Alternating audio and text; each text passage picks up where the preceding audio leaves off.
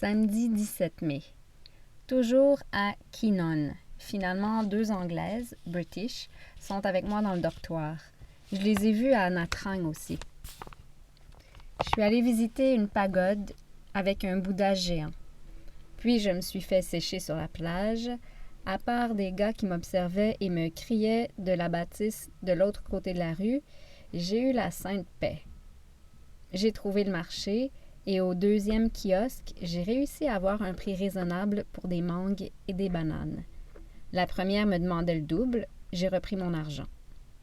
Et maintenant, le soleil s'est couché, je bois un jus de canne à sucre, installé sur une chaise patio, face à la mer. Tout le long de la rue, en fait, il y a des petites chaises en plastique et les Vietnamiens sirotent une boisson ou mangent un truc en regardant vers le large. Dimanche 18 mai. Ce fut une belle journée, sans mauvais feeling.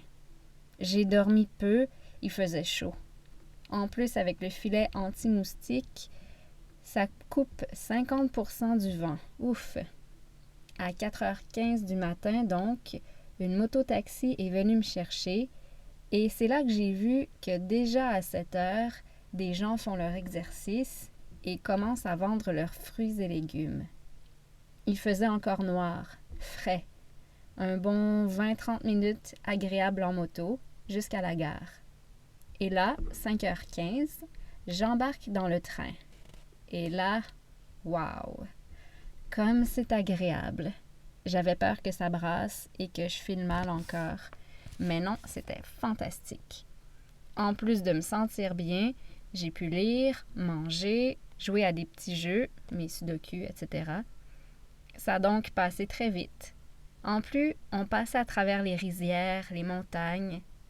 Je sais pas pourquoi, mais j'étais un peu stressée en arrivant. Plutôt avant d'arriver. Ça a fini par passer. Je devais réussir à barguiner une moto, soit pour aller direct à Hoi An, soit, si c'était trop cher, pour aller à la station de bus qui m'amènerait, donc attente et beaucoup plus long. Un premier chauffeur vient me voir et il parle bien anglais. Bien sûr, c'est cher. Une moto-taxi vient me voir et il me dit que ça l'est moins. Il y a 2 autres qui parlent anglais et qui me comprennent. J'ai réussi à avoir un prix pas mal. Da Nang Hoi An, c'est environ 30 km pour 80 000 dong, donc environ 5,25 $.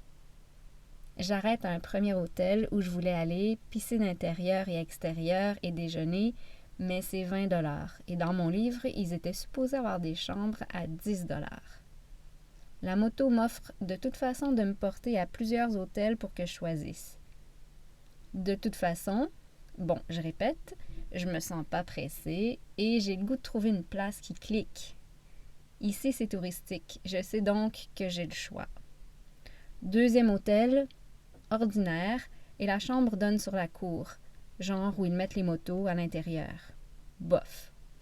3e, la chambre est très petite. 4e, ça clique pas. Il n'y a pas un chat. Non. Je dis à la moto que je vais chercher à pied, j'aime mieux ça. J'arrête quand je veux. En fait, le chauffeur restait avec moi car il espérait que j'allais par la suite le louer pour quelques jours. Un Easy Rider. Mais il n'a pas insisté. Je marche donc vers le centre, même si ici tout est prêt. Et là, un autre Easy Rider m'approche et me dit qu'il va me montrer un hôtel à 10 $. Bon, ok. Et là, j'ai trouvé mon hôtel. Je me sens bien. J'ai vraiment de belles chambres, ultra clean, avec air climatisé. Bon, on ne peut se débarrasser complètement des insectes. Il y en a des mini, mais j'asperge le tout de muscol et je décolle le lit du mur.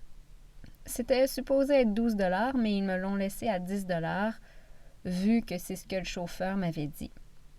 Je suis juste à côté de la place centrale, face à la rivière. C'est vraiment beau cette ville. Je me promène et comme je l'avais lu, c'est la folie des tailleurs. Une Vietnamienne assez jeune réussit à me faire visiter sa boutique de souliers et réussit même à m'en faire acheter.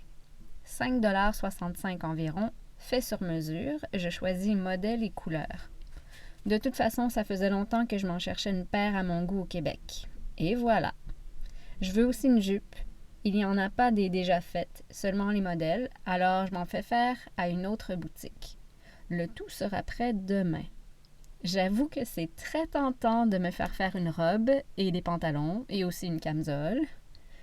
Bien sûr, ici, tout le monde veut ton argent et tu n'en achètes jamais assez. Hello, you buy me something? J'ai entre-temps été manger une soupe, sur le bord de la route. En plus, je suis arrivée une journée de fête. Pleine lune plus fête de Bouddha, genre. Il y avait du monde. Des bonzesses, soit des moines, des chars allégoriques, des canaux sur l'eau et puis des lotus en papier avec une chandelle au centre que les gens allaient déposer sur l'eau. Wow!